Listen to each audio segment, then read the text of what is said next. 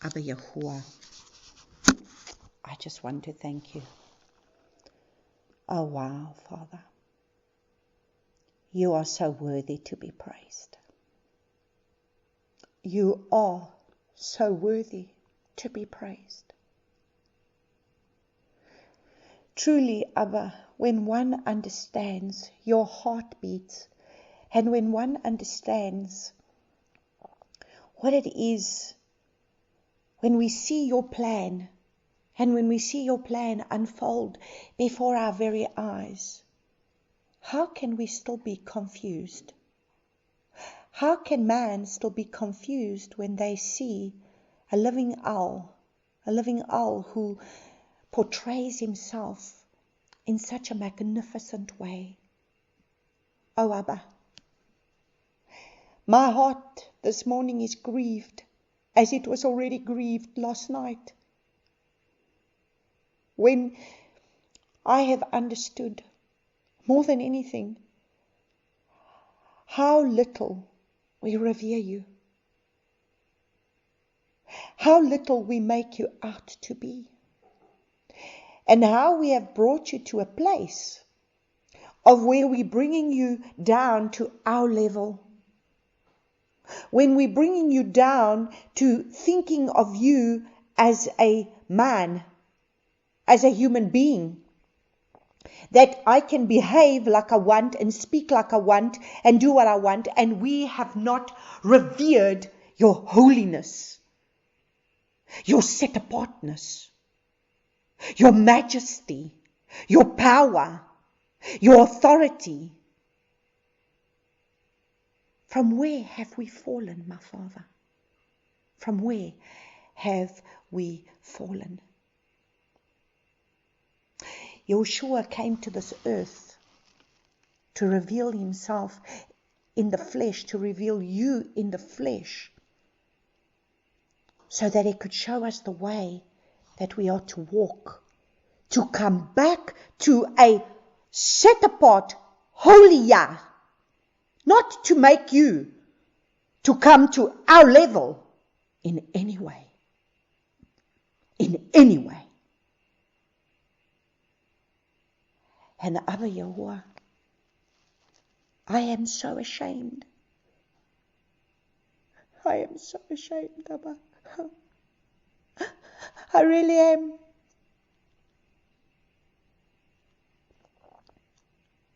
I am ashamed because we do not revere your holiness. We do not set you apart as the creator of the universe. And it's like you have been showing me from yesterday, creation of your animals, which all they have is really instinct, are able to worship you. The birds and the bees and creation and the trees, everything that you have created, because nothing has been without it being created, and you have created all things. And all things created worship you. All things. But yet, man that you created in your image has become a god unto themselves, that feels the need that they are to be worshipped, and to take worship from you. And so therefore they are exalted in so many different ways. Through their titles, through their jobs, through everything. Man gets applauded. Man gets revered. But you, the creator of the universe, the creator of everything above the heavens, beneath the earth, of everything, the very creator, Shaddai. how little we revere you, how little we truly worship you and exalt you and give you your rightful place. My Father, all I can do to you in this day is repent and say, we are sorry, Abba. We are so sorry. We are so sorry that you got to have your seraphim.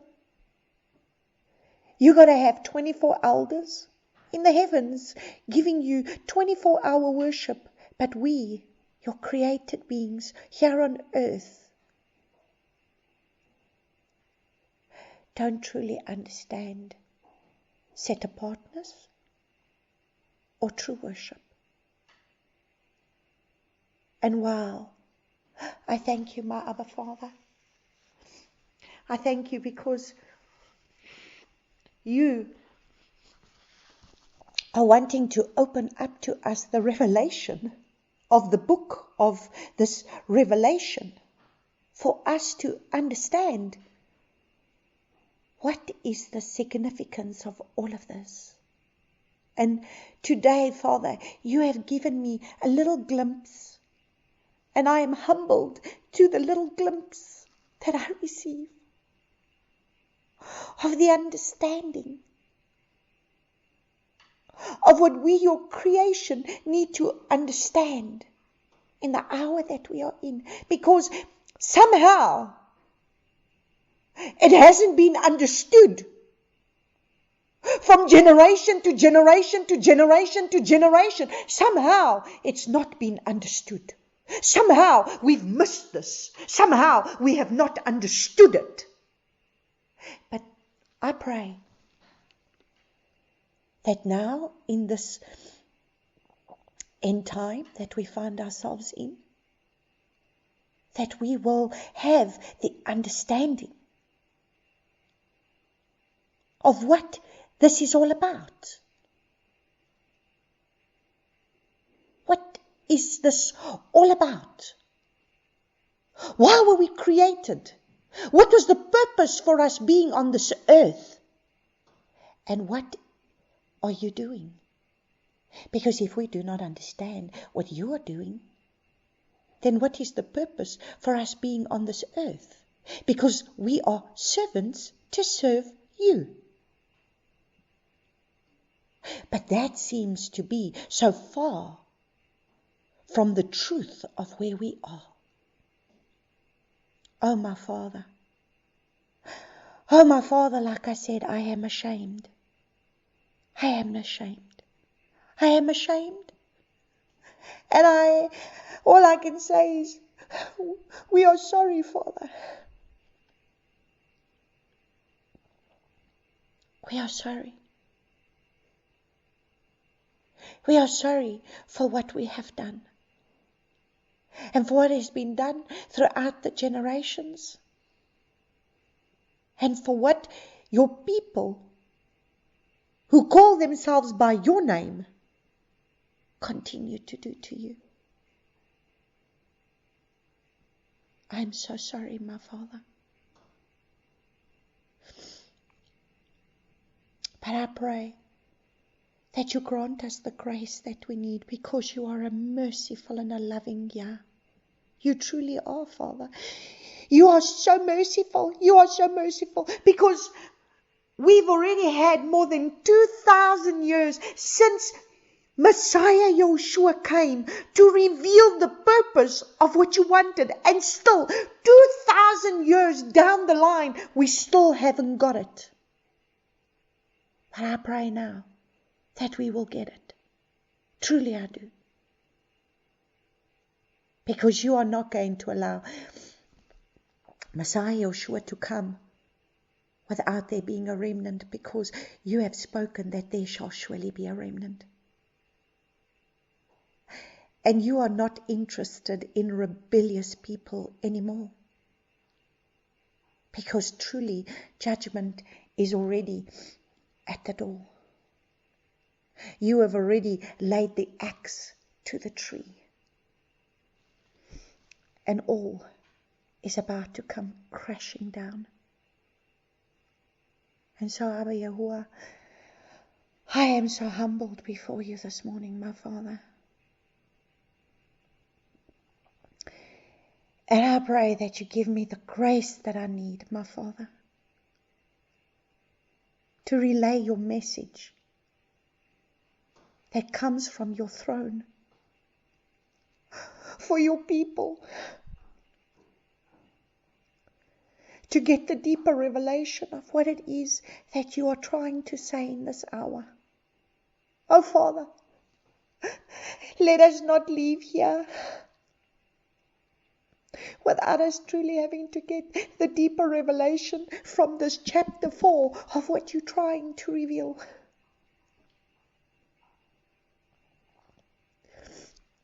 So that we can get to chapter 5 for us to understand. And so I thank you, Father. I thank you, Mama. You are so faithful.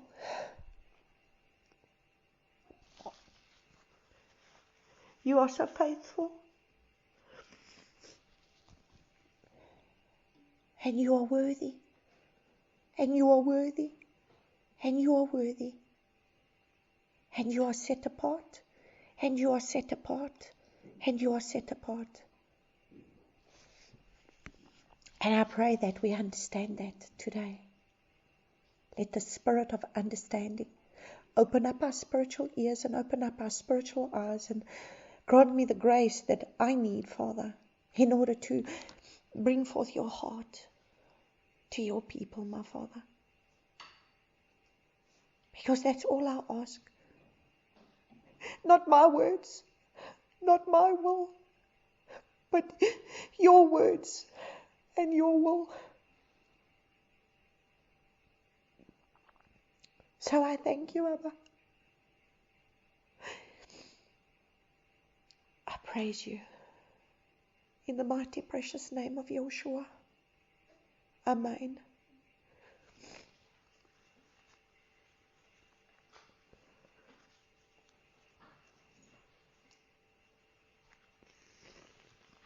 Praise Abba Father.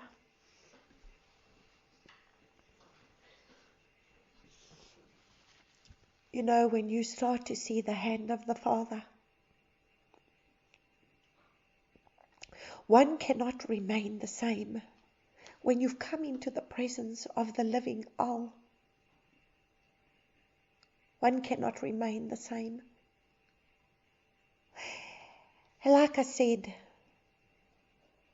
how amazing it is that the Father speaks. And when He speaks, and when He reveals Himself, and He truly shows you what He's saying and what He means, then you realize that who are you to still want to think that you can oppose Him? To still want to think that you can put Him in your box. Oh wow. Oh wow. I really pray that after this teaching today, that we will all put Abba Yahuwah in His rightful place of where He belongs. Because at the end of the day, we need to understand who Abba Yahuwah is today. And what His plan has been from the beginning. And He has revealed it today in such an amazing way that has actually blown me away. So we are going to continue in Revelation chapter 4. And yet last week was very powerful, as we really needed to understand Yahuwah. And I pray that by the end, as we finish off chapter 4, that Abba give me the grace to be able to bring this whole chapter together of what it is that He's revealing in this chapter, so that we may understand the fuller revelation of what He's needing us to understand in this time. Because this revelation, chapter 4, is very significant for us to move forward in what we're needing to understand from here onwards. Because from chapter 5 onwards, we are going to have to understand that there is going to be many things to be revealed, that is going to have to be only Father that is going to reveal these things to us. And so last week we covered a little bit of the tabernacle, and like I said, this is not the teaching, but Abba willing and Abba give the grace, we will cover that tabernacle. But today we continue with verses 8 to verse 10. And so in verse 8 it says, "And the 4 living creatures, each having 6 wings, were covered with eyes around and within. And they do not cease day and night, saying, Set apart, set apart, set apart." So you see, everything about our lives, spirit, soul, and body, should be set apart, because it's 3 parts. Everything, outer court, holy place, holy of holies, it represents 3 parts. And everything that He speaks is always about a 3rd day. On the 3rd day, Yeshua resurrected from the dead. 3rd day, 3 is very important, because man himself is dwelling in a body. That is the outer court. It's the body. But then it has a soul. And that soul is made up of our mind, our will, and our emotions. That is going to be the holy place. Because what really needs salvation is going to be the inner man. The mind, the will, and the emotions. That is truly what needs salvation. Because as a man thinks, so he is. As a man wills, so he does. And so that is why man needs to be able to be transformed by the renewing of their mind, which is going to be in the holy place, that's going to do with the 7 spirits of Yahuwah and the Word, that needs to come and wash us and purify us and help us to walk out in His way. Because at the end of the day, when we are going to understand that everything today of what the Father is wanting to speak, which is just blown me away today, it's blown me away, because today what we're dealing with over here, set apart, set apart, set apart, kadosh, kadosh, kadosh. What is the Torah portion reading for today?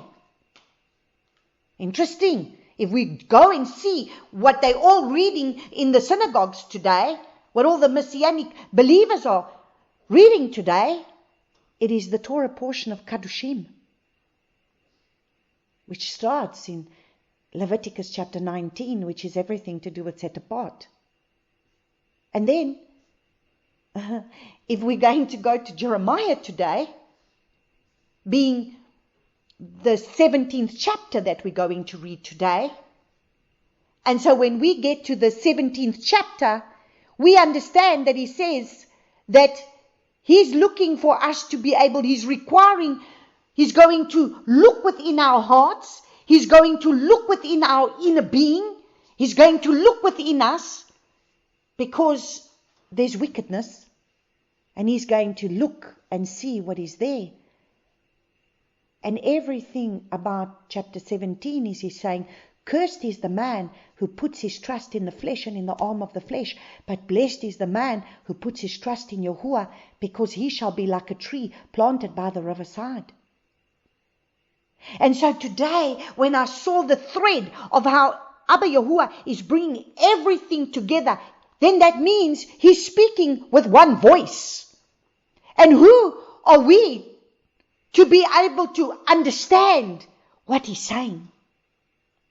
And so I didn't even realize how he was going to be able to be leading me in getting this message together I actually started this morning by being able to go look at Jeremiah chapter 17, because I know that this afternoon I've got people here, and by the time I'm going to have to read this, I must have at least worked through it a little bit.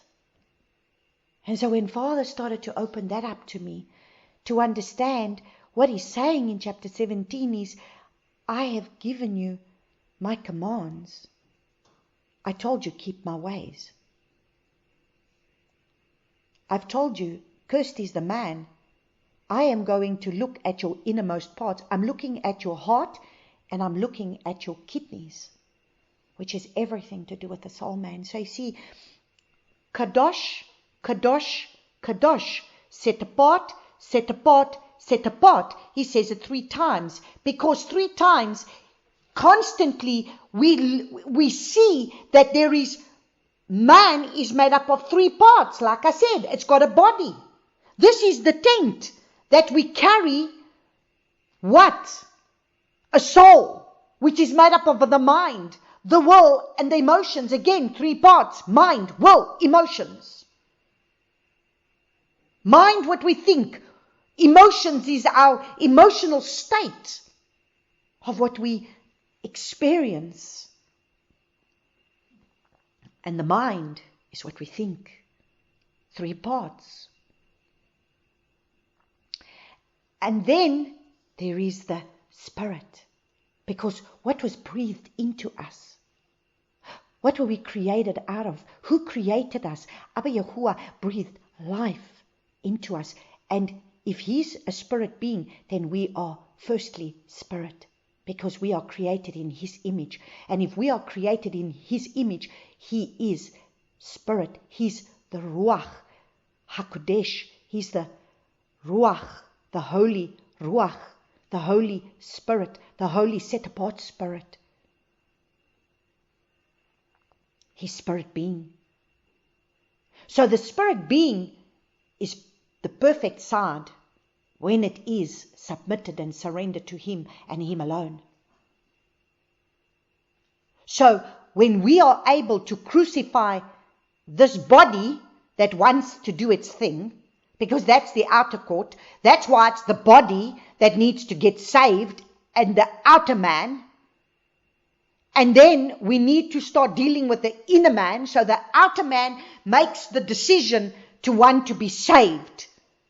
Well, it's a free gift, what Yahuwah has already done for us. But then there is going to be a process that needs to come, because you see, the man is easy to be able to tame when the man is surrendered to the spirit being. So you see, if your body is led by the soul, which is your mind, your will, and your emotions, and if the soul has not been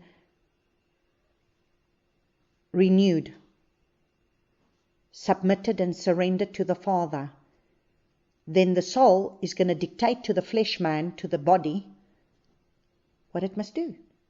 So if it doesn't feel like going somewhere, it doesn't want to do something, it's just going to do whatever it feels like doing. Because who dictates to it?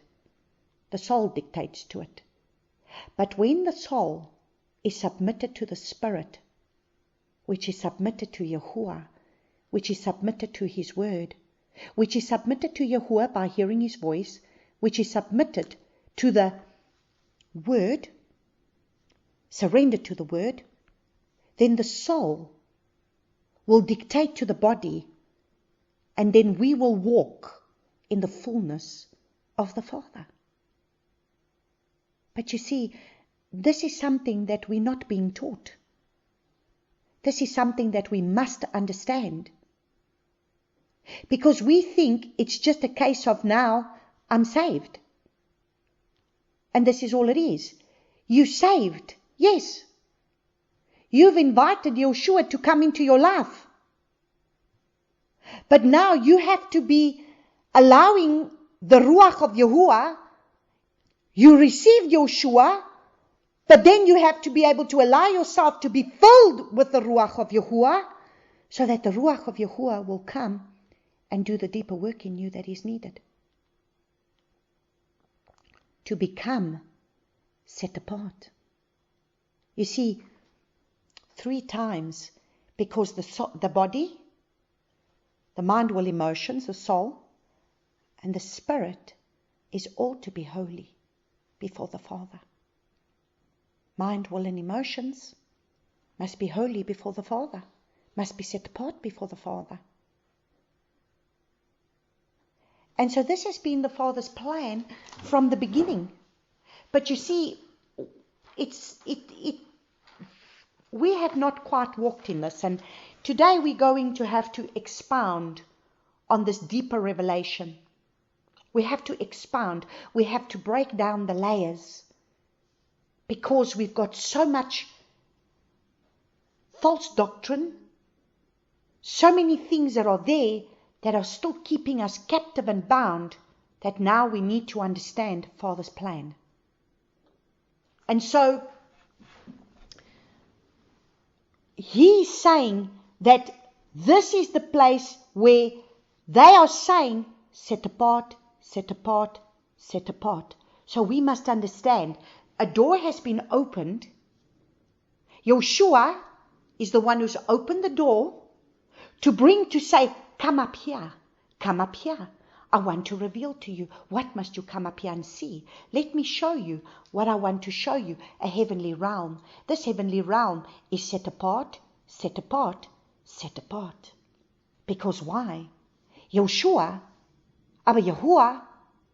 is set apart, set apart, set apart.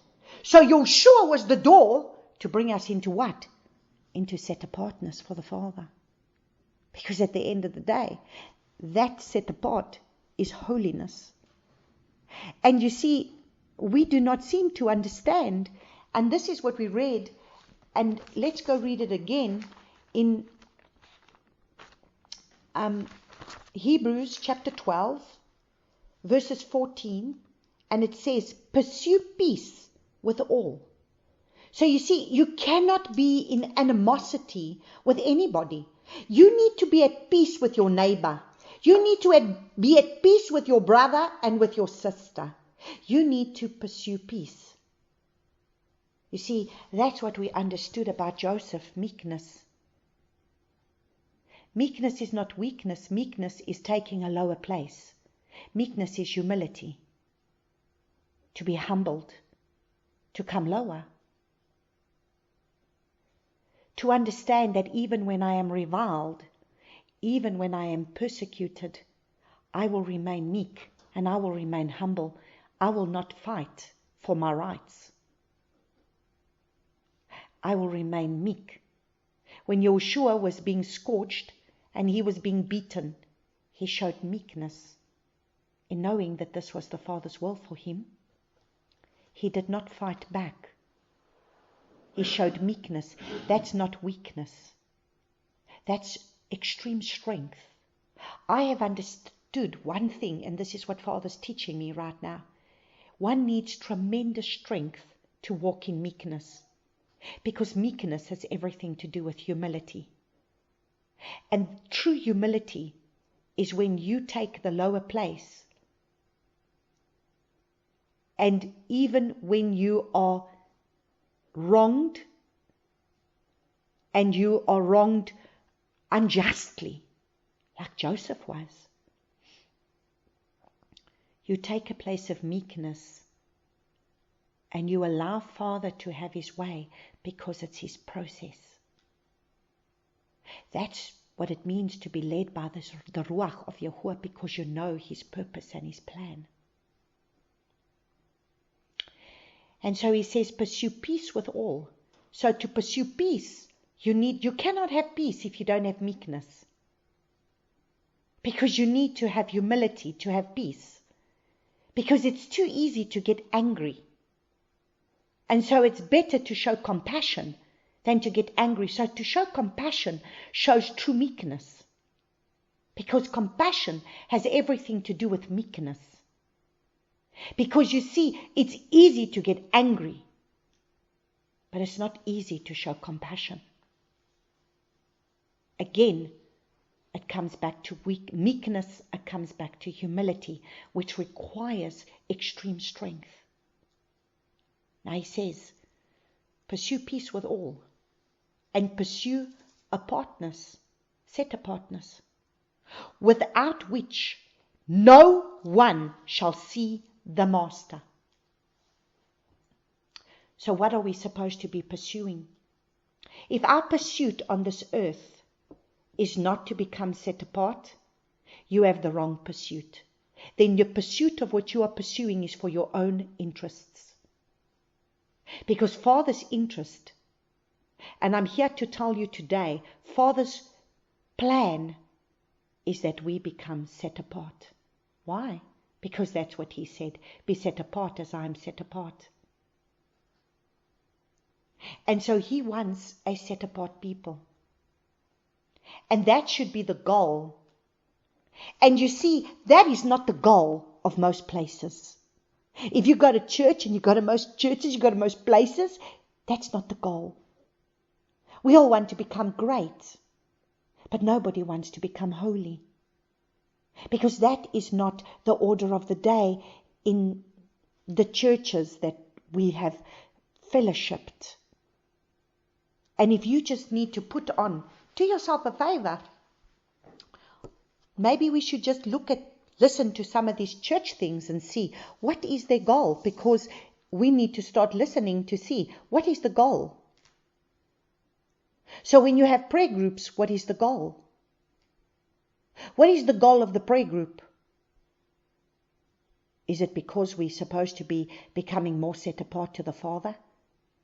Are we praying in lines to say, Father, search my heart and see what is there within me that is still not pleasing to you? Because we need to understand. You see, if you have not put the Father in his rightful place, you're not going to do that. Because you don't understand his holiness. And this is the problem. This is the problem that we are facing. And I'm way past my notes already, but anyway, doesn't matter. Father is leading here. So we must understand, in order for us to be able to see him, so now understand what Messiah Yeshua is doing. He's opened the door and he's saying, come up higher. Let me show you. Let me show you who I am, what I've done. I am in the 4 living creatures. I'm going to show you my Father is El Shaddai. He's the Aleph, he's the Tav. Abba, Father is the Aleph, Yeshua is the Tav. We must understand they are one. But yet one is the ox, the Aleph, the all-sufficient Yah. Yeshua came as the Tav, the one that had to be nailed at the stake for us. This is what we saw right from the beginning in Revelation chapter 1, was already when he says, come, let me show you. What was he showing you? From the beginning, he's been showing you El Shaddai, and he's been showing you Yeshua.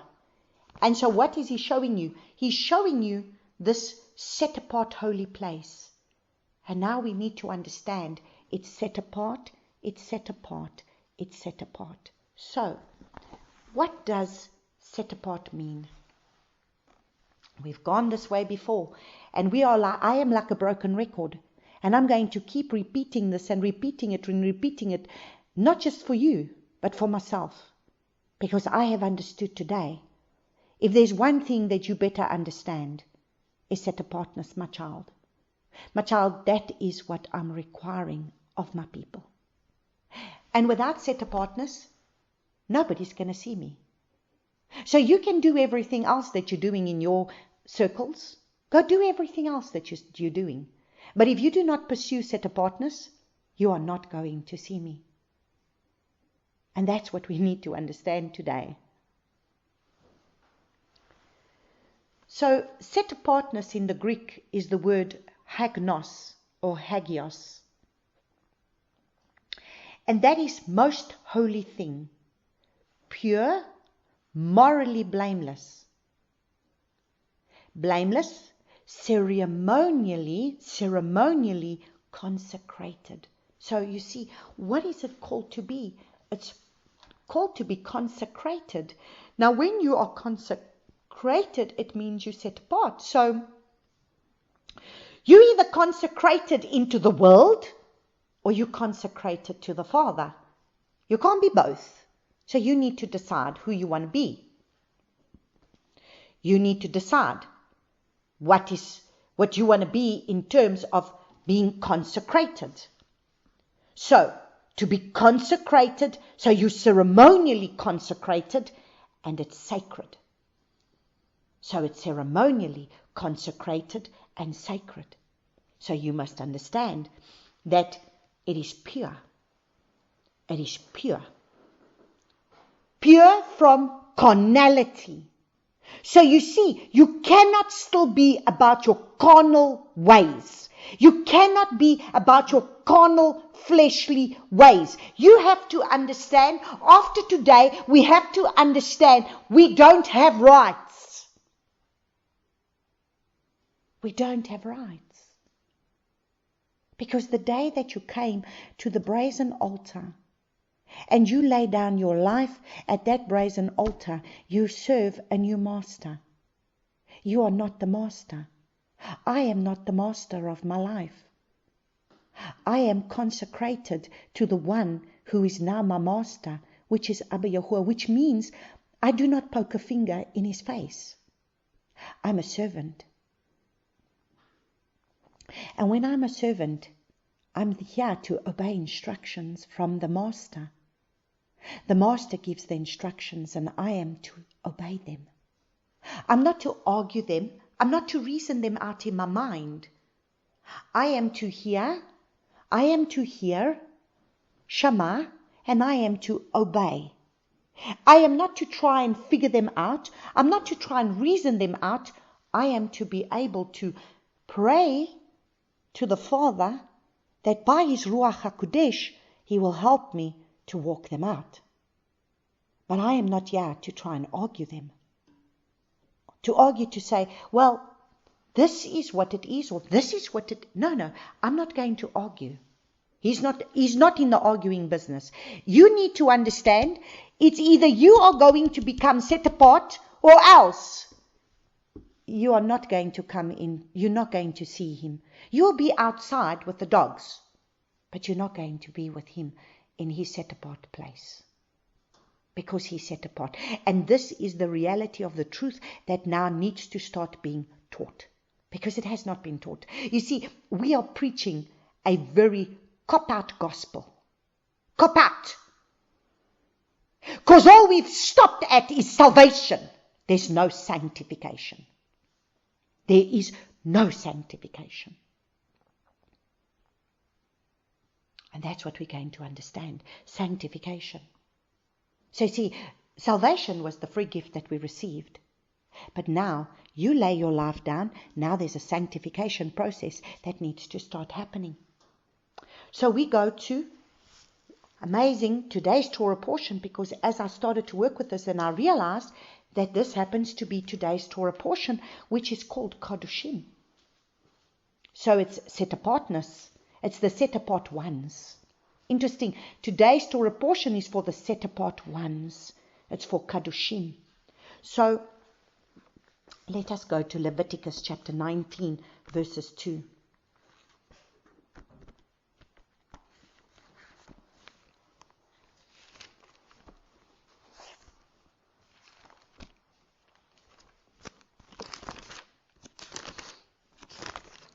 Leviticus chapter 19 verses 2 says, "Speak to all the congregation of the children of Israel and say to them."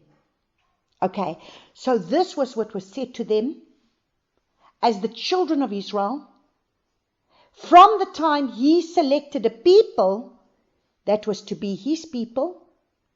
So if we want to be His people, then we must hear what He says to His people. Be set apart, for I, Yahuwah, your Elohim, am set apart.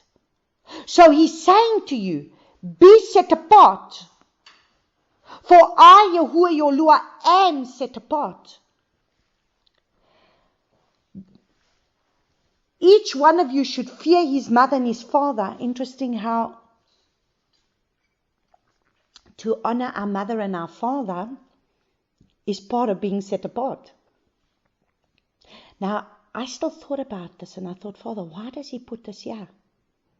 Because some people have more respect for their mother and their father than they actually have for Abba Yahuwah. They wouldn't dare speak back to their mother or their father. They wouldn't dare speak up against their mother and their father, but yet we do that with the Father. So, tell me something. Can you make a friend out of your mother and your father and think that you're still going to respect them? When you make a friend out of your mother or your father, you no longer respect them. So now we all want to make a friend out of the Father, and therefore we've lost respect for him.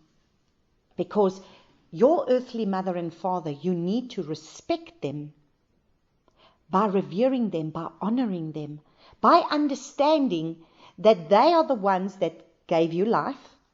They brought you into this earth. And therefore you respect them. So is that not what we should do with our Father, creator of heaven and earth? He brought us. He's the one who created all mankind. He formed Adam out of the dust of the earth and breathed into him. He took out of him a rib and he formed Eve. He's the one who formed them. He created everything that was to be created that we see, except for the fact that now mankind wants to now start to create too. So we create everything. We're creating our own plants, we're creating our own animals, we are creating now our own human beings. Because we want to be like the Creator. Isn't that Hasatan's trait? Wasn't that what Hasatan gave Eve in the garden? You will be like Yahuwah, knowing good and evil. And you will be able to create. Wow. And isn't that to the degree where we are today? We are creating our own species. Transhumanism, machine mixed with man, no longer pure DNA of the Father. And so he says, guard my Sabbaths, I am Yahuwah. Do not turn to idols and do not make for yourselves molded mighty ones. I am Yahuwah, your Lua. So we need to read through this. I'm not going to do this, but you need to read through this for you to understand what does it mean to be Kadoshim. What does it mean to be set apart? And then it's interesting because when we go to Jeremiah 17, which is what we will read tonight, he says again, they didn't guard my Sabbaths. If you were to just guard my Sabbaths, why? Why was it to guard the Sabbaths? Because the Sabbath was the sign between us and him, that we are his people.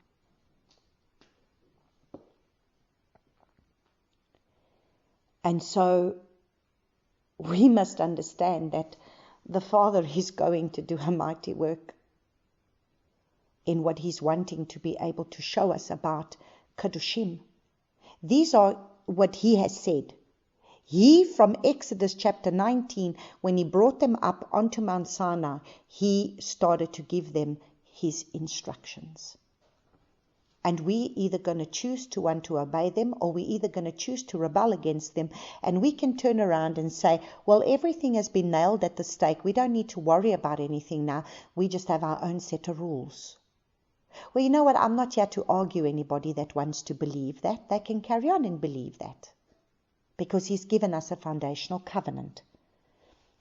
So, set apart in Hebrew is H6942, which is Kadosh.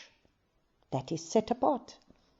And that means again to consecrate, sanctify, prepare, dedicate, be hallowed, be holy, be sanctified, be separate, show oneself sacred, to be holy.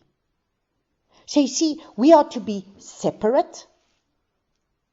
We are to be separated. So you cannot look like the world, act like the world, behave like the world, do everything that the world does, and then come and tell me that you are set apart. So if our places of worship look just like the world, act like the world, behave like the world, oh my Father, I shudder because we have made such a mockery out of Abba Yahuwah. I mean, if you think about what the Father goes to the extreme of having to be able to set apart, his priests that are to give him worship, that are to serve in his set apart place. And if now we look at what the worship leaders today present themselves before the Father, it's disgusting is the only word that I can say. It's disgusting. It's actually disgusting. There's no respect. There's no reverence whatsoever. And the thing that is missing, which we will understand, is fear. There's no fear. There's no reverence. There's no fear of him. This is the difference. So, sanctification means set apart, because we've seen sanctify, be separate, be sanctified. So being set apart unto Yahuwah, being set apart from all else and dedicated to Yahuwah's use. So you see, you need to be set apart because whatever you do needs to be dedicated to him. Everything about your being, everything about your existence is to be able to bring him honor, is to be able to bring him glory. So whether you are in a job, whether you are in a secular job, whatever it is that you are doing, it is to be able to be dedicated to Yahuwah for his use. So that Yahuwah is able to use you wherever you are, so that he may be able to be given glory or glorified through your life. Being set apart unto Yahuwah, means to be dedicated for his use. What is set apart unto Yahuwah is not contaminated by the corruption of the world. So you see, even that which you do must not be corrupted by the ways of the world and the things of the world. So how can we give him worship? And we are to worship him with our lips, but yet we are contaminated in looking like the world and behaving like the world. It's not to be, you need to understand the holiness of, truly, if you understand the tabernacle and how many chapters and chapters and chapters that he went to be able to sanctify a tabernacle, which is the place where his presence is going to dwell, and now we seem to think we don't need to do that. We don't need to do that. Come boldly before the throne of Yahuwah. Yes, we come boldly before the throne of Yahuwah in the outer court, not in the Holy of Holies. And we're going through a process to be set apart, because no one is going to see him lest they are set apart. That's not what I say. That's what the Bible says.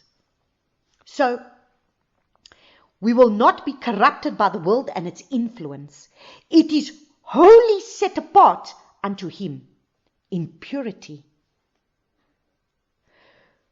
We will be morally good and walk righteous, and we obey his commands. So to be set apart, to be sanctified, means to be able to walk righteous before him. It means to be able to be set apart by walking out his commands, because how else are you going to be set apart? It's spirit and truth, you see. Walking out his commands, hearing his spoken word, hearing his written word. Abba tells us to be set apart because he's set apart. So we go look at 1 Peter.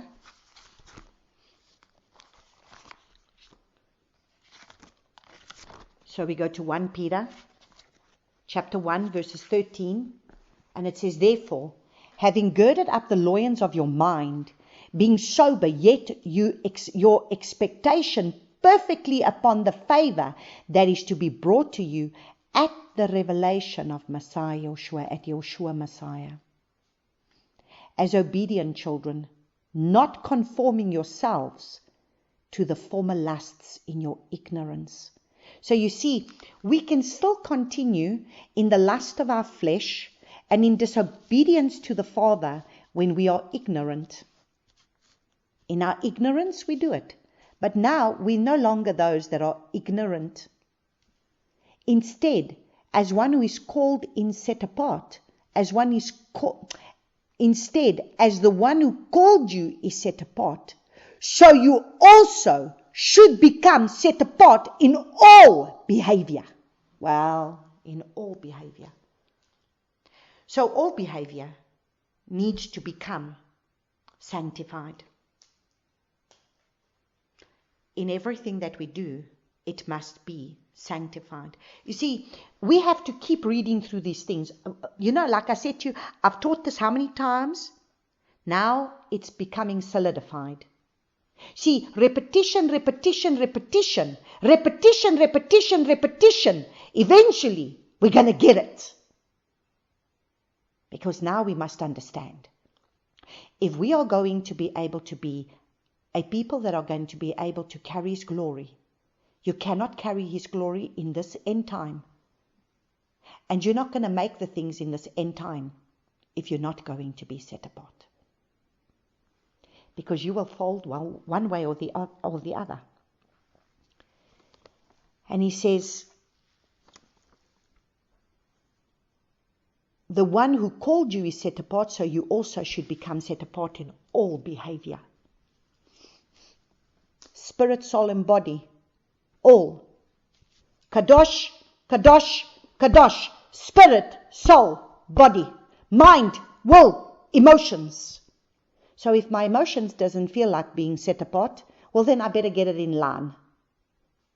I better start working on those emotions to turn around and say, right now, I feel like getting angry. Right now, I feel like throwing my little toys out the cot in this little area over here, but I am going to exercise self-control, which is one of the gifts, one of the fruit of the Holy Spirit, one of the fruit of the Ruach HaKodesh, self-control. Okay. Maybe before it would have gone a lot worse, but now it's getting a little bit better until eventually it's going to come under control. But if we are not going to start walking this way, we're never going to get there, beloveds of the King. We never are. And this is what the Father is busy revealing to me at the moment, this is what He's revealing to me. Truly, it is what He's revealing at the moment. You have to start to exercise these things, my child. You see, if you don't exercise a muscle, the muscle is not going to grow, and the muscle is not going to get strong. So you have to exercise things in order to make it strong. You've got to walk out your salvation. You've got to walk it out. You've got to put it into practice. Because it has been written, be set apart, for I am set apart. And so that comes back to what he says in Leviticus chapter 19 verses 2. What we read, be set apart as I am set apart. Now, that's what he was speaking to his children Israel, and that's what he's speaking to us. It hasn't changed. This was not just for Israel. This is for us. So don't just think, oh, those laws was for Israel. Those laws was for those people, but we have a different set of laws. We don't need to abide by those laws. What rubbish. And if you call on the Father, who without partiality judges according to each one's work. So you see, without partiality, he's not going to judge them one way and judge you another. Without partiality. He judges each one according to one's works. So you see, he's going to judge your work. This is what we must understand. Oh, Father. Past the time of your sojourning in fear. You see, that is what is missing in the church is fear. The fear of Yahuwah, which is the beginning of wisdom. Knowing that you were redeemed from your futile behavior, inherited from your fathers. So you see, your fathers rebelled against me in the wilderness. I am now I've given you my son. I've now filled you with my set apart spirit. Now, what excuse do you have now? No excuse. Not with what is corruptible, silver or gold. So you see, silver and gold is going to pass away. So if you want to chase after the things that your fathers chase after, that's not for you. But with the precious blood of Messiah, so you see, you were not bought with silver and gold. You were bought with the blood of Yeshua Mashiach, as of the Lamb, unblemished and spotless. So you see, you've been bought with the price, and you were bought with the blood of Yeshua. Yeshua has already paid the price. He's gone before you. He's telling you here, in this very chapter, come up higher. The door is opened. Come and be seated with me. I want to show you what Kadosh is. I want to reveal to you, I am in the 4 living creatures. I am the man, I am the lion, I am the eagle, I am the ox. I am in everything that has to do with this holy place. I am He. And then He comes and He presents Himself as we continue. Now we go back to Revelation, because we've got the revelation and the understanding now that we are to be set apart. Because He is set apart. And He's not going to take lightly to any person who is not set apart. You must understand. We are returning back to a Garden of Eden. In the Garden of Eden, there was only eating from the tree of life. There was no allowed to eat from the tree of the knowledge of good and evil. Even if it looks good, it's still going to be evil in the sight of the Father if it's not lining up with His word. And this is what we need to understand today. It's not your good works. It's obedience to His word. It's His commands that He has put there from the beginning that He expects you to obey. Not your own set of rules and not your own set of commands. That which He has put from the beginning is what He's telling you to be able to keep. Not your own mindset. Not your own salvation. The salvation that He gave you was a free gift. He came to pave the way for you. He came to give you He's paid the price. He's given you His blood. He's given you the Ruach HaKodesh. Now, He's saying, Kadosh, Kadosh, Kadosh. You are to be holy as I'm holy. You are to be set apart as I'm set apart. Now look what He says. Set apart, set apart, set apart. Yahuwah, El Shaddai, who was, who is, and who is coming. Who was, who is. Who was, who is, and who is coming. So you see, who is coming? Yeshua is the one who is coming. So now we look at El Shaddai. And now we're going to spend a little bit of time of understanding El Shaddai. Because you see, this is the problem. We must understand El Shaddai. Yahuwah El Shaddai. Yod Hei Vav Hei. Yahuwah El Shaddai. He is Almighty Yah. He is the all-sufficient one. The overpowerer. He's the one who's going to overpower. He overpowers everything. The overpowerer. Meaning, Yah will do what He proposes to do, overpowering all opposition. So you must understand, He will have His way with us. He will hand us over to hunters if He needs to hand us over to hunters. If we do not want to conform and if we do not want to obey, we will be hunted so that we can come in line. Because He is the one who overpowers everything. He is the one who is the Almighty. He is the one who is the all-sufficient one. He is the all-sufficient one, the Almighty one, who is enough. What more do we need? What more do we need? What more do we need to add to the all-sufficient one? Who else and what else do we want to add to that? What else? If He's in all, created all, what else do we want to add to that equation?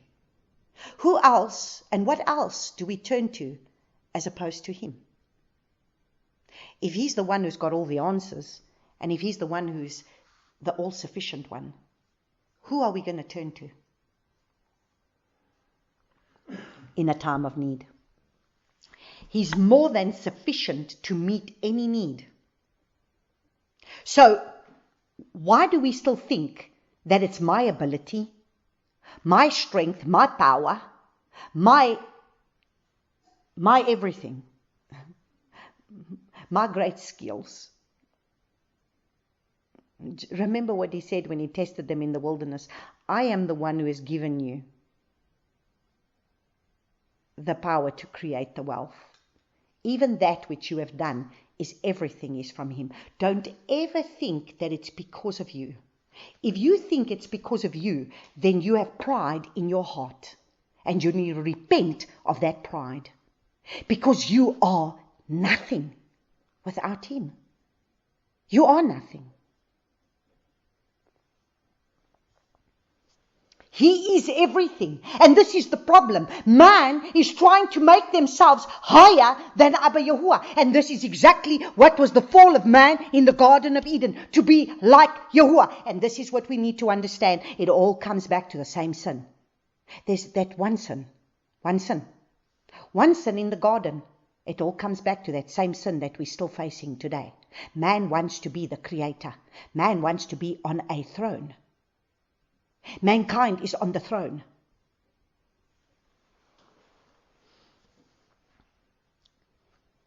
He is more than sufficient to meet any need. He is power and provision. He is the all power that we need. He is provision.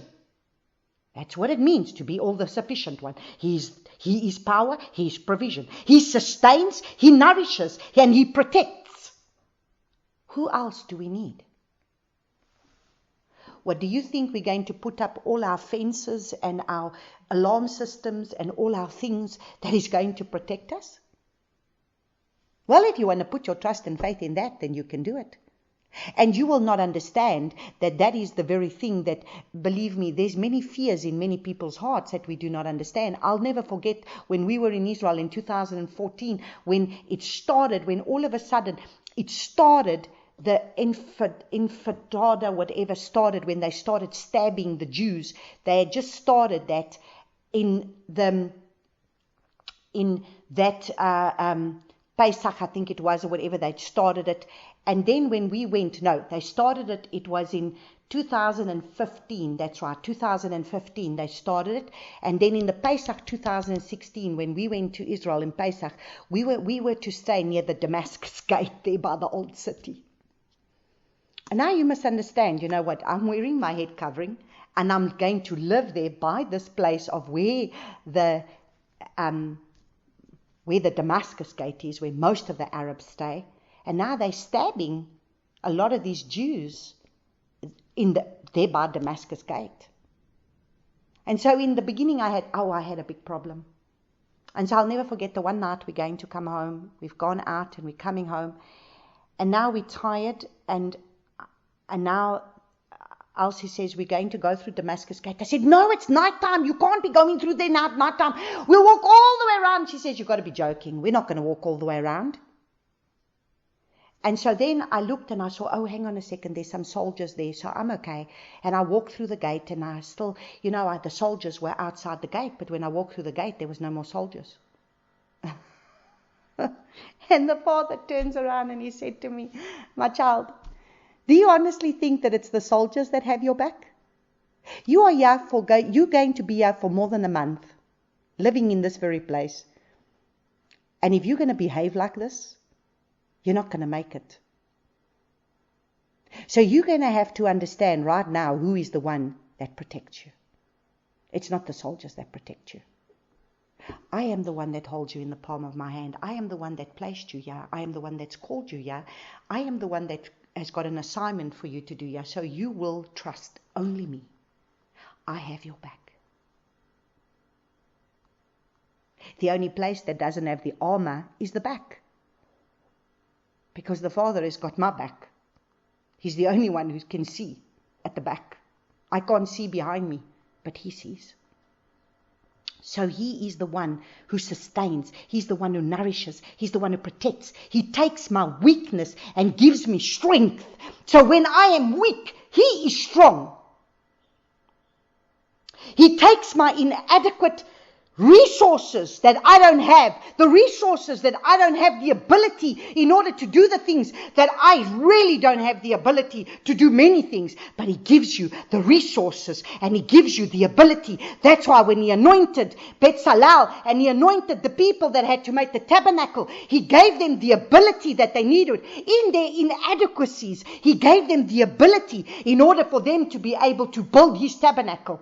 So He is sufficient.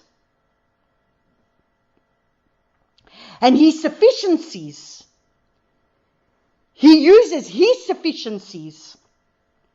He uses His great and powerful ways for His purposes. So everything He gives you for His purpose. Because at the end of the day, nothing is for you. It's for Him. And that's what we must understand. When He gives you this great ability, He gives you the ability to speak. It's not for you, it's for Him. If He gives you an intelligent mind to understand these things, it's not for you, it's for Him. Every gift that is given, all these musicians that are out there that think they have this beautiful voice, it was not given to them, it was given to Him. It's for Him. Whatever the gift is that He's given you, it's not for you, it's for Him. But now we want to make money out of a gift that He's given us. And now we want to make money out of that. So now all these worship leaders, they want to make money out of a gift that was given to bring glory to Him. Oh my goodness, have mercy, Abba Yahuwah. Where have we fallen from? So, El Shaddai, the Almighty, all-sufficient one, He is the creator of all things. And in John chapter 1 verses 3, we see where we've been speaking about it, but we can just read it in the Word so that we can understand what He says from the beginning, that He is the creator of all things. In the beginning was the Word, and the Word was with Yahuwah, and the Word was Yahuwah, and He was in the beginning with Yahuwah, and all came to be through Him. And without Him, not even one came to be that came to be. So without Him, nothing came to be. Everything that came to be was through Him. Hebrews 3 verse 4.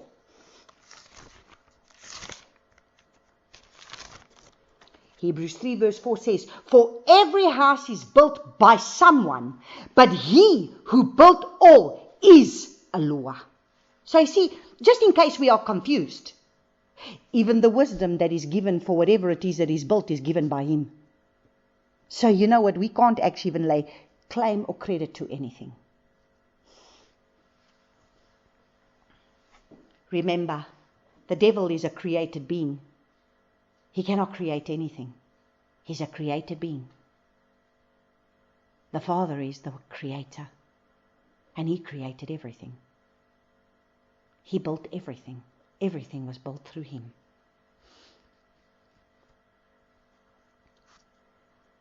Now we go to Genesis chapter 17 verses 1 and 2, and we see the first time that we get confronted with El Shaddai. So let's go to Genesis chapter 17 verse 1 and 2. And it says, "And it came to be when Avram was 99 years old, that Yahuwah appeared to Avram and said to him, I am El Shaddai. Walk before me and be perfect." Perfect. So you see, again, set apartness.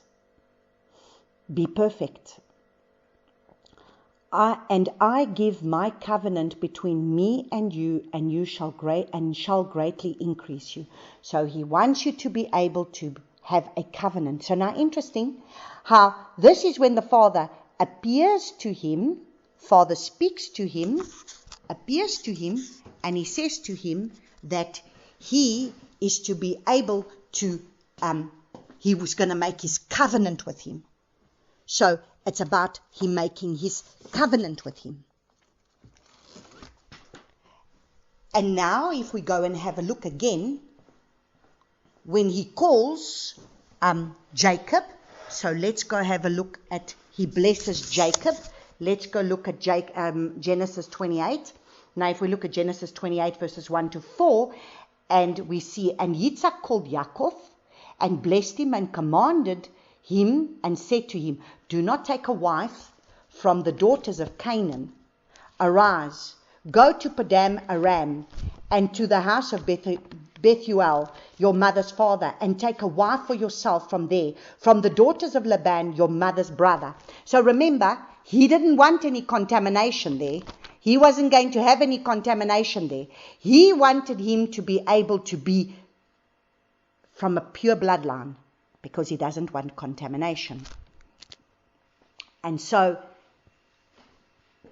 we have a look and we see that he says, and Al Shaddai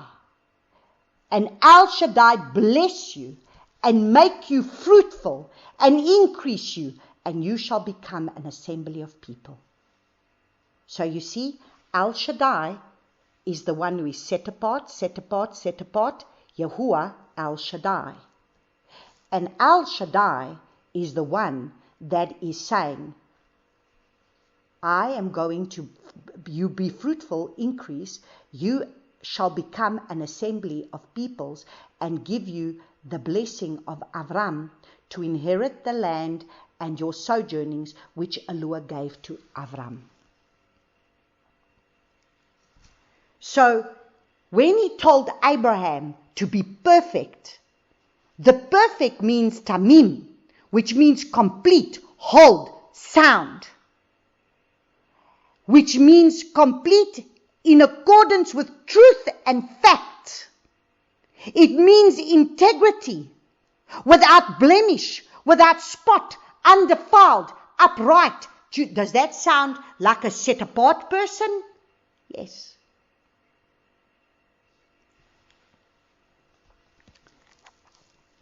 So he said it to Abraham. So to Abraham he's saying, Al Shaddai, is the one who is calling you, and you are to walk perfect before him. Then we go look at when he calls Moses.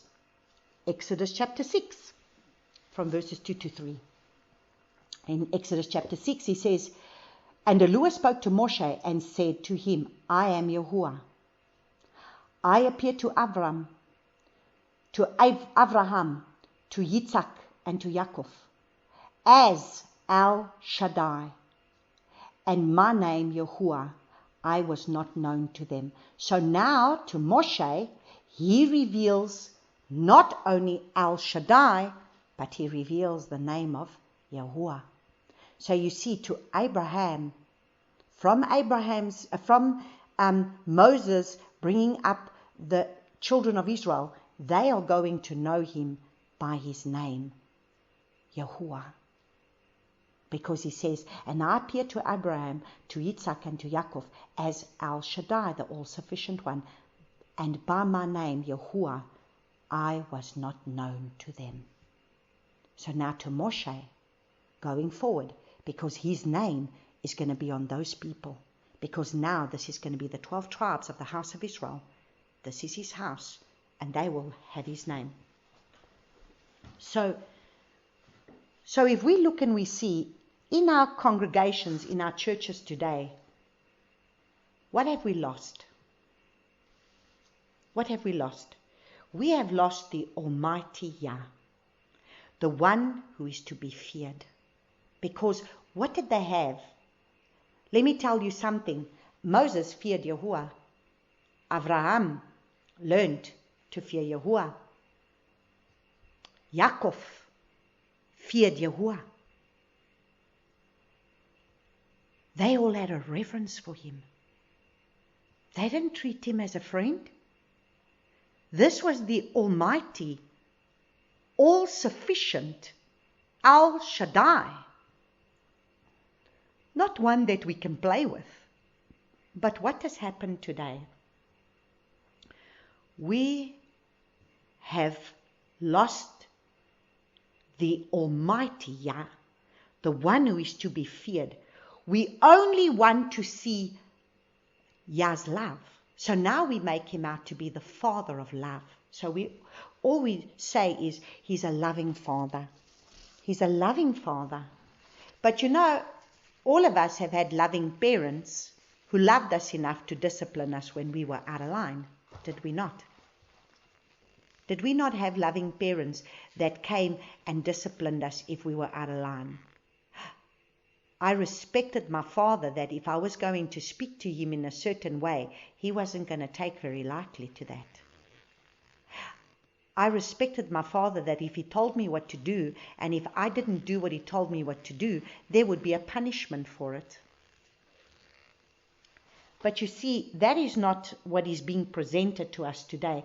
We only want to see Yahuwah, that is the Yahuwah of love, because it's easier to receive Yahuwah of love. So when we get saved, we only want Yahuwah of love. So we want the one that is only going to present himself as the Father who loves us. And so we've now received a very warped salvation. Because the salvation is only, he loves me. So because he loves me, I can get away with everything. I can do whatever I like. I can go wherever I like. I can say whatever I like. I can carry on with however I want. And he's only a Father of love. So he's just going to tolerate everything that I do. And I go through nothing.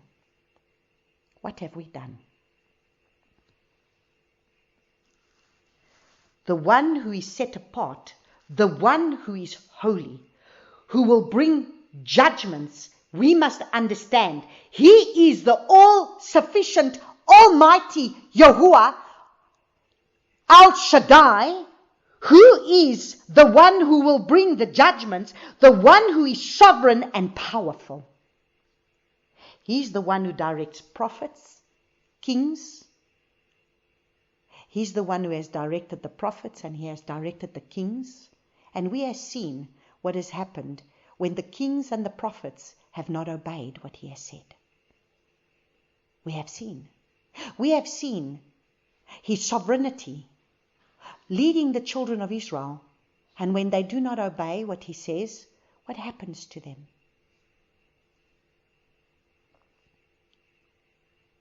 Throughout the prophets, he speaks forth his judgments. And what he requires the people to turn away from. That they are not to go their own way, that they are not to do their own thing, that they are not to be able to go in their own direction. He is the Almighty, all-sufficient one. So the best prayer to be able to have a look at this, we are going to read through the prayer of Habakkuk, chapter 3. One of the minor prophets. And yet, it is amazing because when you read through Jeremiah, and today, as we do Jeremiah, I'm going to read some of Ezekiel. And the same thing that he said to Jeremiah, he basically said to Isaiah, he basically said to Ezekiel, he's basically saying it to all the prophets. And yet at the end of the day, he's still got his prophets speaking today, and the people are still not listening.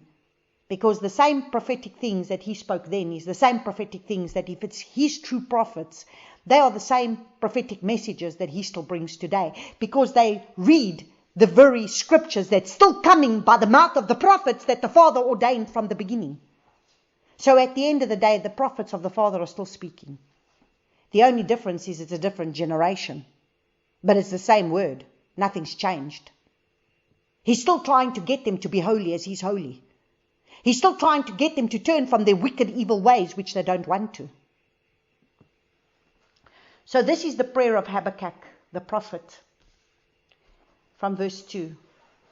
O Yahuwah, I have heard your report. I was afraid.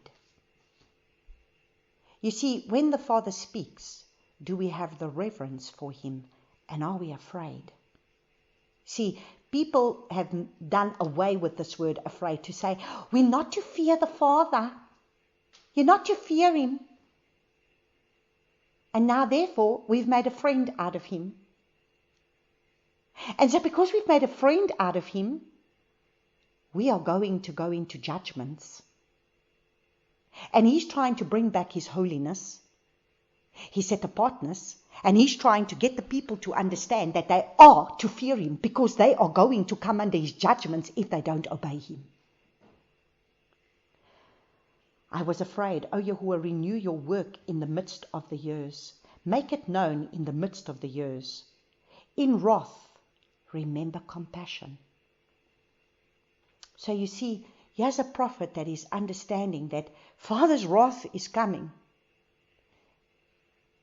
There's a difference between the wrath and the judgments. The judgments he still has mercy. His judgments are his mercy. But the wrath is when it's finished. That's when Yahuwah comes.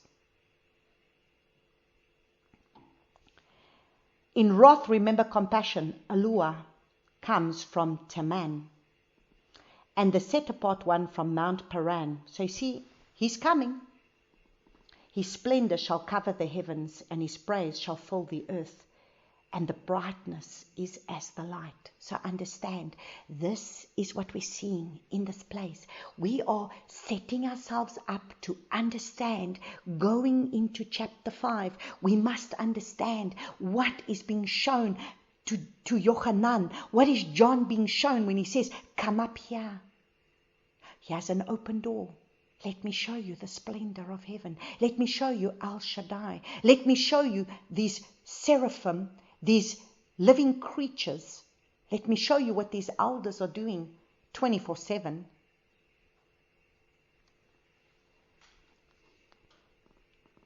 So his splendor shall cover the heavens, and his praise shall fill the earth. And the brightness is as the light. He has rays from his head. Wow!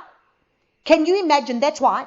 Imagine all eyes are going to see him. How is all eyes going to see him? Imagine when everything is in total darkness. Imagine when the whole world is in total darkness and Yahuwah is going to appear. And out of his head is going to come these rays of light, which is going to be the sun. So you're not going to have sun, but all eyes are going to see him. I've always wondered, how is all eyes going to see him? How is all eyes all over the world going to see him? Now imagine when the whole world is in darkness, and now he's going to come and present himself. Everywhere he's going to be in all his splendor, and now he's going to have rays that's going to shine from his head, and all eyes are going to see him because all of a sudden there's going to be light in the sky. And instead of it being the sun that we're going to see, it's going to be Yahuwah. Can you imagine? The brightness is as the light, and he has rays from his head, and there his power is hidden. So imagine, his power is hidden in those rays of the light that come out of his head. Before him goes pestilence. So you understand, he's already sent the pestilence. And a burning flame goes forth at his feet. And he shall stand and measure the earth, and shall look and shake the nations, and the ancient mountains are shattered.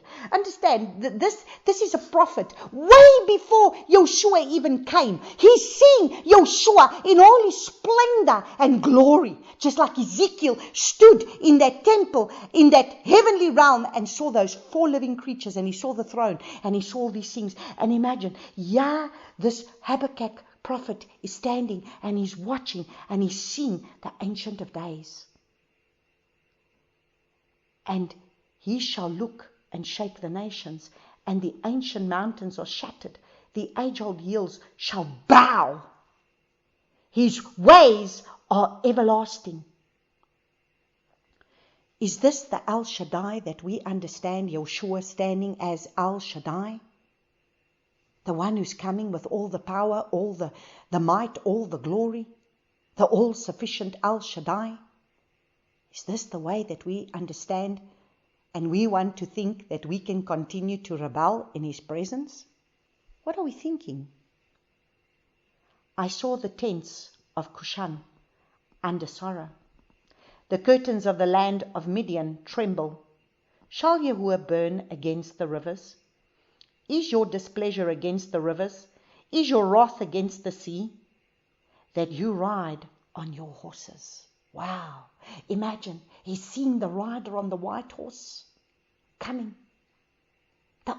The mighty Yahuwah coming, riding on his white horse, with the army riding on white horses. your chariots of deliverance. You uncover your bow. The oaths of the rod of the word, Selah. So you see, the oaths of the rod of the word, because we will be struck with the rod of his word if we have not been obedient to that word. You cut through the earth with the rivers. The mountains shall see you. They tremble. See, in Revelation it's going to talk about the mountain shaking. As we're going to get further into Revelation, we're going to understand this prophecy here of Habakkuk. The storm of the water shall pass over. The deep shall give forth its voice. It shall lift up its hands. Now, you must understand, how many thousands of years ago did Habakkuk already speak this, even way before Yahuwah even came? Way before Yahuwah came, more than 1,000 years before Yahuwah came, Habakkuk was seeing this. And so do you understand why the prophets are still speaking today? The prophets are still speaking today because this has not yet come to pass. So the prophets are still speaking today. The storm of the water shall pass over. The deep shall give forth its voice. I shall lift up its hands. It shall lift up its hands. Sun, moon shall stand still in their places. Wow! Like light, your arrows fly. Like lightning is your glittering spear. You step through the earth in rage. So you see, Yahuwah is coming to judge in rage. The days of playing games is over. If we don't get the message that we are to be set apart, kadoshim people, the set apart people, we got a problem. You thresh the nations in wrath. You see, he's coming to thresh the nations in wrath. So he's showing John in this revelation, is saying, come up higher, let me show you my throne, because from here is where you to be seated with me to be able to go down. You're not to be on the earth praying up, you're to be seated with me going down, because you need to be holy as I'm holy. You need to come up higher. This is what he said to us last Shabbat, come up higher. You step through the earth in rage. You thresh the nations in wrath. You shall go forth to save your people. So you see, his people is going to save. Your anointed. So you see, it's not just his people, but it's his anointed. You shall smite the head from the house of the wrong, by laying bare from foundation to neck. So you see, he's going to smite the head of the house of the wrong. So if we're going to continue in our wicked ways, he's going to smite us. You shall pierce with his own arrows the head of his leaders. So you see, the head of his leaders, he's going to pierce with his own arrows. They stormed along to scatter me, rejoicing as if to devour the poor in secret. So you see, it's exactly what Jeremiah was saying to the people, to say, you want to continue in your evil, wicked ways. You do not want to come back to the Father. You are going to be trampled. You are going to be scattered. You shall tread the sea with your horses. The foaming of many waters I heard, and my body trembled. Is that how we are before the Father? Do we tremble at the Father's presence? My lips quivered at the sound. Rottenness came into my bones. And I trembled within myself, that I might rest for the day of distress, to come upon the people who would attack us. So you see, if they're going to continue in their wicked way and they're going to come up against the Father's righteous ones, he's going to attack them.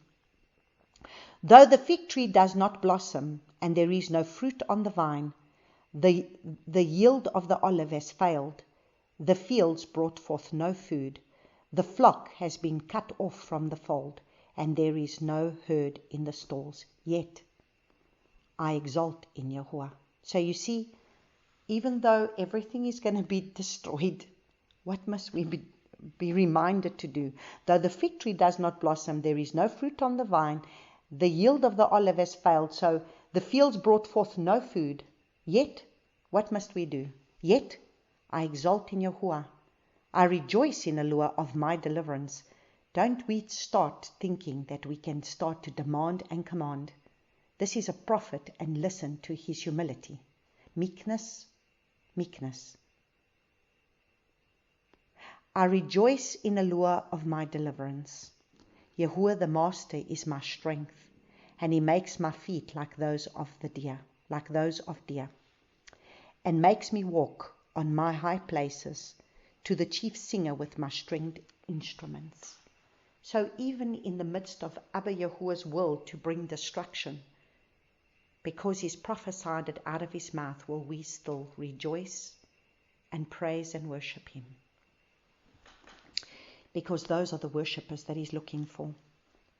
So you see, when we look and we see how almighty Abba Yahuwah is, and how we need to fear him.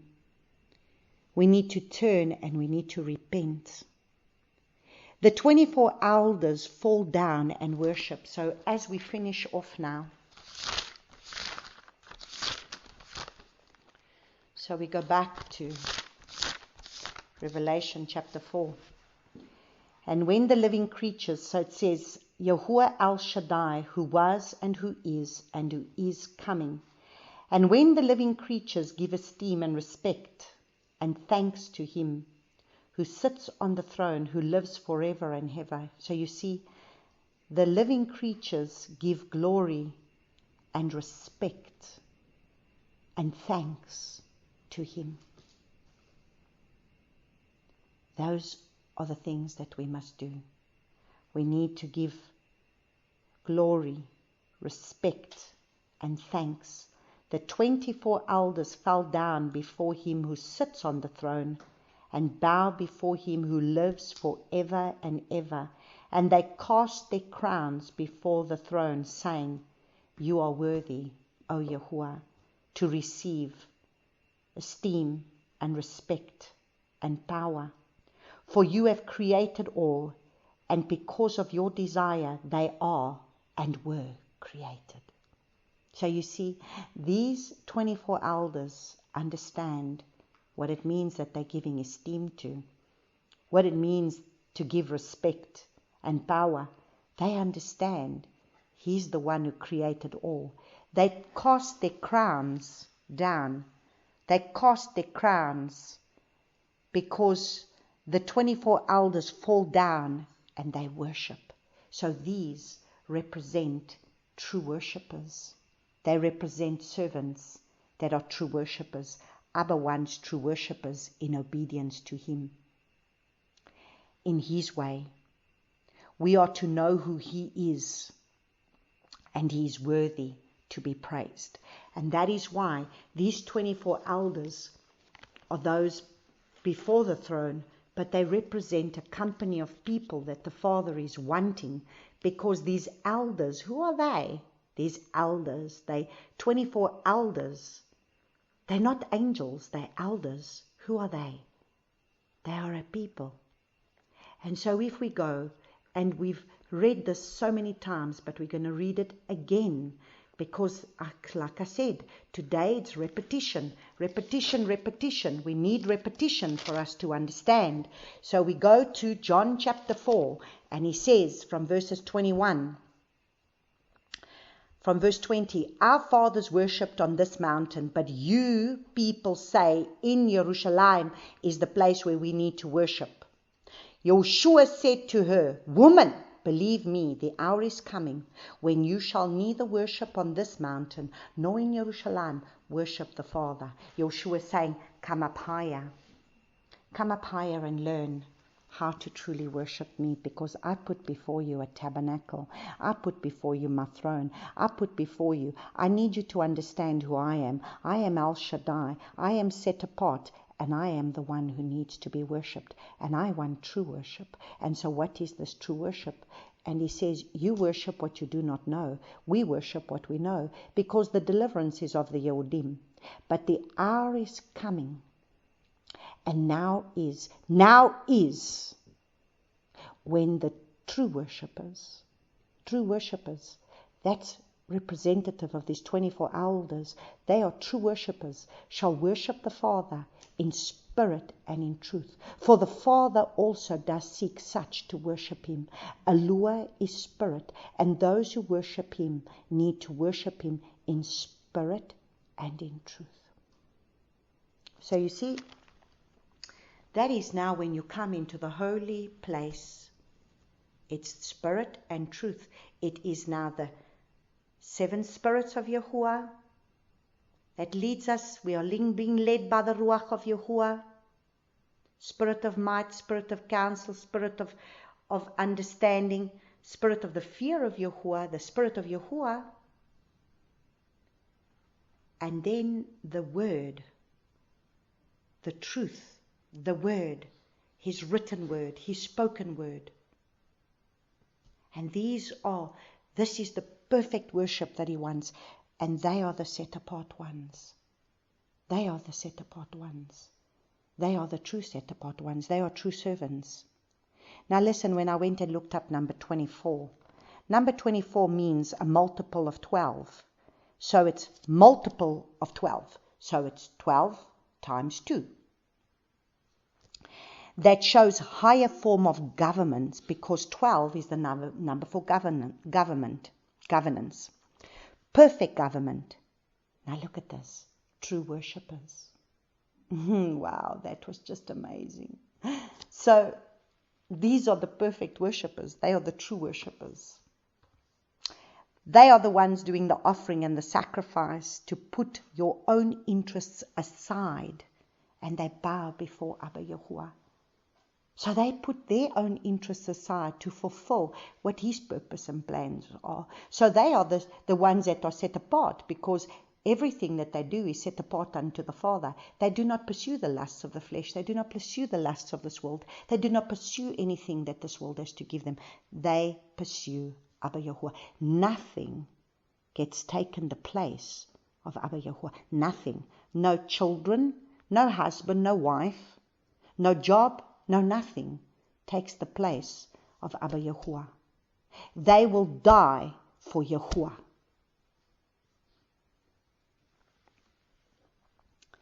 So it's symbolic of Yahuwah's government. They lay down all. They are the faithful servants before the throne of Yahuwah. He is to be honored with reverence and awe, and with the fear of Yahuwah. And so it's very interesting, because when you look at Al Shaddai, it's the Shin. And so I want to close off with this. It is the Shin of Al Shaddai. And what does the Shin stand for? The Shin, we look and we see, is the crown. It's the press. It's to destroy. It's to separate. So if we look at a Shin, the Shin is actually crown, press, destroy, consume, fire. That's what Shin means. It's the value of 300. And it is consume, give, fire, destroy. It's sharp and it's pressure. And so when we look at the Shin, when him being the Almighty, the all-sufficient one, if we allow the crown of his fire to come upon us and allow him by his fire to change our hearts, our mind, our will, our emotions, to be surrendered to his will and to his word. His word will transform our mind. That will change our will to line up with him, and our emotions also. Then we become a flame to bring his glory in authority and power by coming up to him. This was what the Father had given me when I saw the Shin in the fire of Al Shaddai. And he said to me twice, 2 nights in a row in my dream, Al Shaddai, Al Shaddai. The prophetic word of the Shin is, we will receive the crown. When we go through pressing, remember it's the crown that we receive when we are going through pressing, and destroy our flesh man, and separate ourselves to Abba by his purification fire. And we give our lives and become sharp vessels for him, even under pressure. Amen. So the crown that we receive is the crown of the persecution. And then even that crown we lay down and become true worshippers to follow him and him alone. Amen. Let us pray. Abba Yahuwah, I just want to thank you, my Father. Abba, your ways are so simple. If we just obey, it's so simple. But why is it that we as mankind must rebel? For so long, for more than 2,000 years, this message was given through Yahuwah, who came to pave us the way. It was given right from the beginning, already to Abraham, who carried the baton down from Noah, that carried it down. And then you sent prophet after prophet after prophet. And they did nothing but kill every single prophet to silence the prophets, because they did not want to hear a message of judgment. They did not want to hear a message of repentance. They did not want to hear a message of destruction. They want a message that is, I want to do what I want, when I want to do it, and how I want to do it. And no one will tell me what to do. And that is the nature of Hasatan. The nature of Hasatan, that is the one whom we were called to crush. But every time we operate in our flesh nature, he eats from the dust of the earth that we are created out of, and therefore he feeds on our flesh man.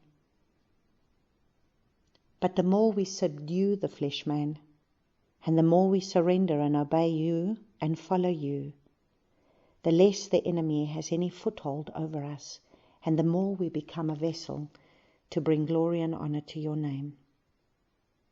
But Abba Yahuwah, it is so difficult for us to do this. And that is why you gave us your Son, because the prophets tried to tell them this, but they didn't listen.